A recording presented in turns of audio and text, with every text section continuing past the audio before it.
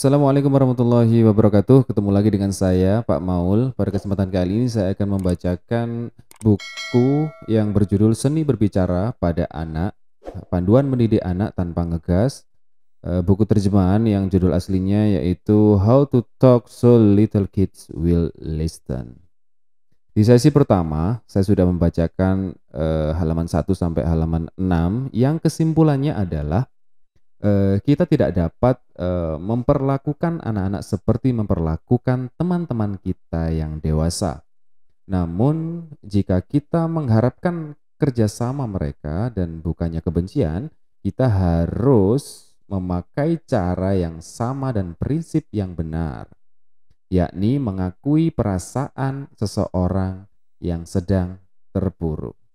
Ketika seorang anak merasa terpuruk, merasa tidak enak, maka yang dibutuhkan pertama kali adalah bukan penyangkalan, bukan nasihat, bukan ocehan, atau bukan omelan dan lain sebagainya. Yang dibutuhkan pertama adalah pengakuan atas keterpurukan itu. Selanjutnya, di akhir bacaan yang kemarin saya baca, saya coba mengingatkan kembali, yaitu mari buka kotak peralatan kita dan lihat bagaimana kita dapat memodifikasi alat yang ada agar sesuai untuk anak kecil. Peralatan 1. Akui perasaan dengan kata-kata. Jika anak Anda mengatakan sesuatu yang negatif dan mengintimidasi, ikuti langkah-langkah berikut. 1. Kuatkan hati dan tahan diri untuk tidak membalas ucapannya. 2. Pikirkan emosi yang dirasakannya. 3. Sebutkan emosi itu dan masukkan dalam kalimat. Jika beruntung, Anda akan melihat bahwa perasaan buruk itu tiba-tiba menghilang. Perasaan yang baik tidak akan datang sebelum perasaan yang buruk dibiarkan pergi. Jika Anda membiarkan hal buruk itu kembali, ia akan lebih kuat dan bertahan lama.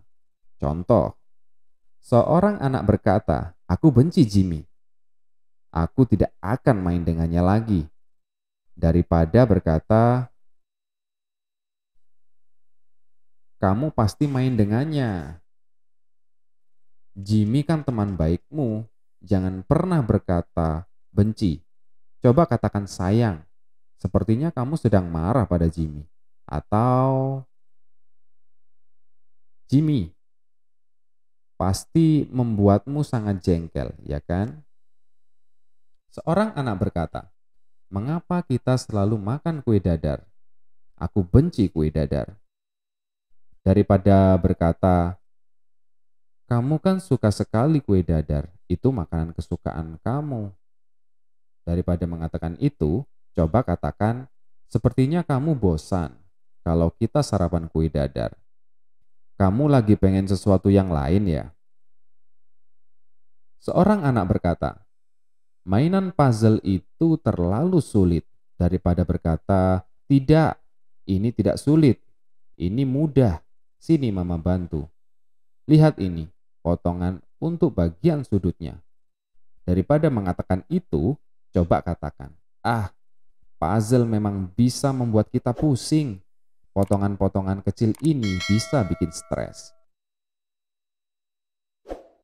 Anda sedang memberi anak kosakata penting tentang perasaan yang sungguh diperlakukannya. Ketika ia bisa berteriak, "Aku gagal," ia terhindar dari menggigit, menendang, dan memukul. Bahkan Anda akan mendengar nada kemenangan dalam suaranya. Poin yang sangat penting. Semua perasaan bisa diterima. Sebagian tindakan harus dibatasi. Saya tidak berkata bahwa Anda harus menyorakinya karena berani memukul hidung Jimmy, atau bahwa Anda akan memasak telur dadar jamur atau keju untuknya yang tidak mau makan kue dadar. Saya hanya meminta Anda menerima perasaannya. Seringkali pengakuan sederhana atas sesuatu perasaan cukup meredam keadaan yang genting.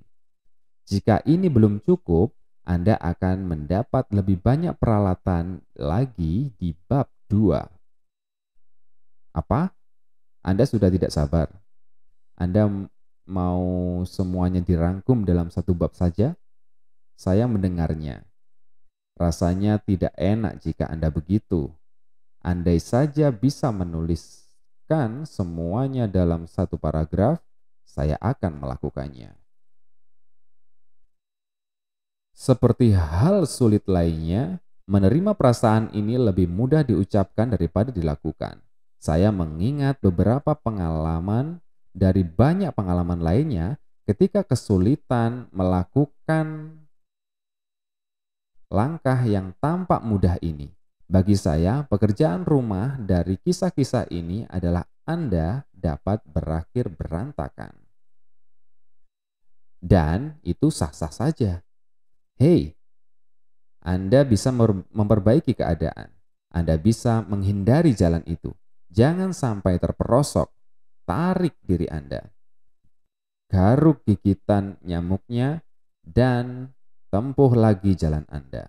Gatalnya akan hilang, lumpurnya akan bersih, dan jalanan Anda akan kembali menyenangkan. Saat percakapan antara saya dan ibu menjadi konflik, ia selalu membuat gerakan seperti menghapus papan tulis dan berkata, "Hapus dan mulai lagi." Namun itu cara lama. Ibu berasal dari generasi papan tulis. Apakah anak-anak zaman sekarang tahu tentang papan tulis dan kapur? Sebagian orang tua di kelompok saya bahkan masih memakai kata putar kembali, rewind, saat mereka berjalan mundur keluar ruangan, lalu masuk kembali dengan kata-kata yang lebih bisa diterima. Ini pun sudah ketinggalan zaman karena radio atau kaset juga sudah merupakan barang kuno. Apa tindakan modern yang setara dengan meminta kesempatan kedua? Mungkin dengan berteriak Ctrl ATL delete atau reset sambil menggerakkan jari memencet tombol imajiner.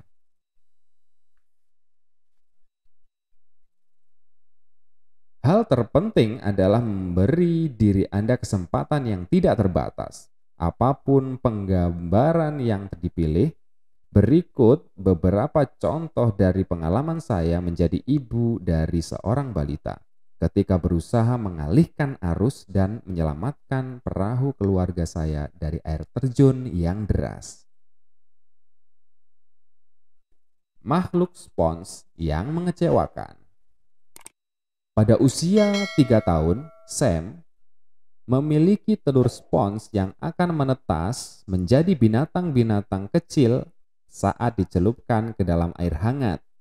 Sam kemudian memutuskan hanya akan menetaskan 1 telur sehari supaya hemat.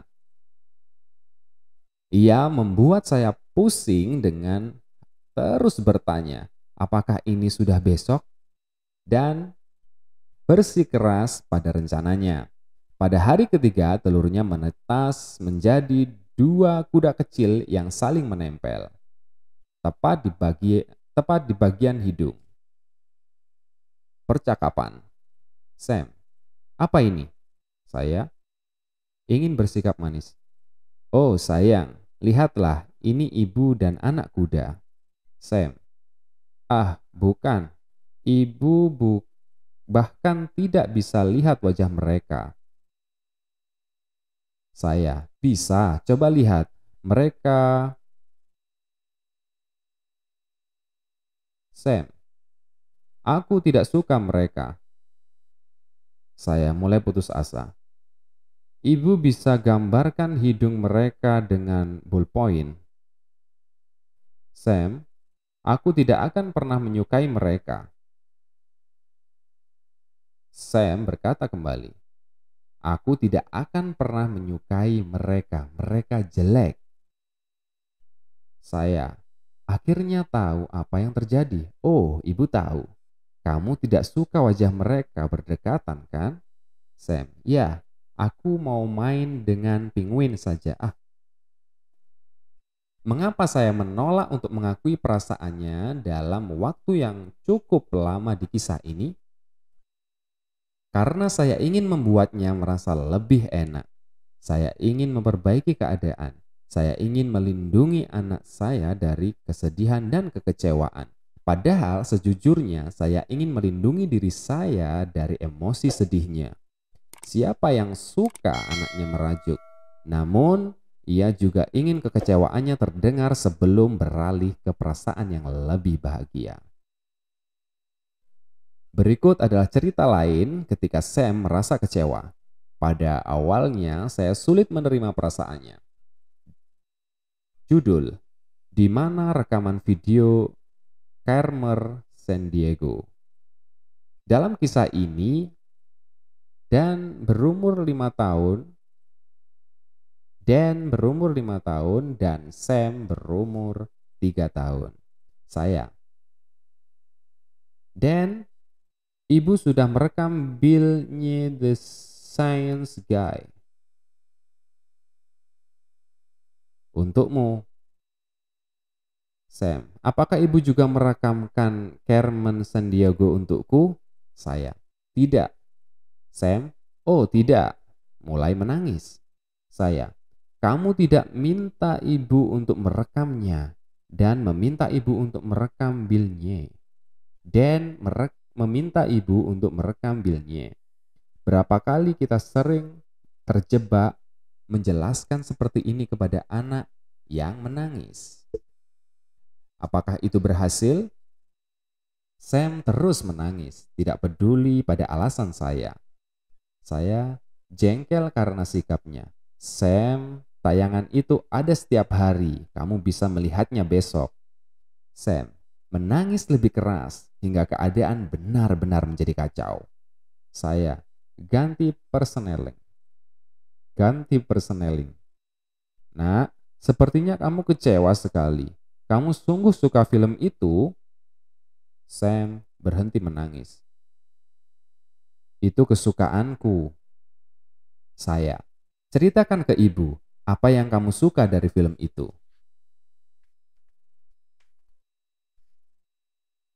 Aku suka melihat penari-penarinya berputar-putar, melihat mesin-mesinnya mengeluarkan asap, dan mereka harus menangkap penjahatnya. Bagus sekali. Dan kami pun melanjutkan percakapan tentang kehebatan Carmen Sandiego. Sekali lagi, mengapa dengan semua pengetahuan yang saya miliki, saya masih saja sulit menerima perasaan anak saya yang buruk? Ya, karena Anda bertanya, saya akan menjawab. Saya yakin anak saya punya reaksi berlebih untuk masalah kecil. Bagi saya, ketinggalan satu acara TV tidak setara dengan kehancuran besar. Namun, bagi seorang anak, emosi benar-benar nyata dan penting baginya, sebagaimana emosi kita sebagai orang dewasa. Cara terbaik agar seorang anak melewatinya adalah menolongnya untuk menempuhnya. Berikut satu lagi cerita tentang bagaimana saya merasa tertantang untuk menerima suatu perasaan. Perang blok. Saya mengalami perasaan tidak nyaman saat jagoan 1 tahun saya, Sam, mendekati kakaknya, Dan, yang berusia 3 tahun. Sedang membangun mainan blok dan segera mengambil posisi berjaga-jaga. Saya, Dan, biarkan adikmu mengambil beberapa blok. Ia hanya ingin bermain denganmu, Dan. Tidak. Aku sedang bikin sesuatu. Saya, ayolah, Dan. Ia hanya mau bermain denganmu sebentar saja. Kamu tahu kan bagaimana adik bayi kalau bermain? Sam berdiri di atas blok-blok mainan kakaknya dan mendorongnya sampai jatuh hingga menangis seketika. Saya, "Dan, kamu kenapa sih? Sekarang kamu buat adikmu menangis." Jelas, ini bukan percakapan untuk meningkatkan penghargaan terhadap diri sendiri. Salah satu hal baik dari menjadi orang tua adalah bila Anda meledak saat mencoba pertama kali. Anda masih bisa punya kesempatan lain untuk memperbaikinya. Pada kasus ini, skenario yang sama bisa berulang ratusan kali. Saya pun punya banyak kesempatan untuk berlatih. Inilah yang saya praktikkan saat kondisi saya lebih baik. Dan sedang berjaga-jaga di sekeliling mainan bloknya, sementara si adik bayinya datang mendekat. Dan berkata seperti ini, "Tidak, tidak, tidak, tidak." Saya sambil mengakui dan mengenali perasaannya. "Wah, kamu sedang membangun sesuatu yang spesial dan sekarang si bayi raksasa mau mengambilnya." "Oh, tidak." "Dan, sini, sini, sini." Dengan cekatan, Dan melempar pelan beberapa mainan blok ke arah lain, hingga adik bayinya teralihkan dan menuju meja kopi. "Wow, kamu pintar sekali membuat adik bayimu tetap senang." Apa yang membuat saya begitu sulit mengakui perasaan anak saya? Ya, karena saya takut ia akan melukai kepala saudaranya dengan blok mainan. Saya ingin ia segera mengerti maksud saya, tanpa menundanya barang sebentar saja, karena ingin melindungi karyanya. Ia menunjukkan pembelaan diri saat saya tidak mengakui perasaannya. Ia harus melawan saudaranya dan saya sebagai ibunya. Secara otomatis kita melakukan hal-hal semacam ini, melindungi diri dari emosi kesedihan, menyangkal emosi yang kita anggap tidak penting, dan menekan emosi kemarahan. Kita semua tidak ingin menguatkan perasaan negatif. Mengakui perasaan-perasaan itu seakan-akan berarti melawan intuisi. Mungkin Anda bertanya-tanya, bukankah seharusnya kita berusaha menjelaskan pada anak mengapa ia harus melakukan sesuatu? Dan bukankah anak-anak harus diberitahu agar mereka menghormati perasaan orang lain? Jawabannya ya, tetapi kita belum sampai di sana. Bila kita belum mengakui perasaan mereka, anak-anak tidak akan mau mendengar penjelasan kita. Sebaik apapun kita dan tidak mau mendengarkan permohonan kita, semanis apapun itu. Tetangga terdekat saya pernah mengilustrasikan hal ini dengan sangat baik. Saya telah berjanji untuk mengasuh si Jackie kecil agar sang ibu bisa menyelesaikan tugas penting yang harus dikerjakannya. Kegagalan dalam menjaga bayi. Jackie, 3 tahun, berkata, "Aku mau pulang." Saya, "Kamu baru saja sampai, ayo main ayunan di luar." Jackie, "Tidak, aku mau pulang." Saya, "Ibumu harus mengerjakan tugasnya. Kita bisa bersenang-senang di sini." Jackie, "Tidak." Ia berlari pulang ke rumahnya. Saya memanggil sang ibu, "Apakah Jackie baik-baik saja?" Ibunya menjawab, "Ia baik-baik saja." Saya, "Maaf kalau aku tidak berhasil membujuknya untuk tinggal. Apa ia mengatakan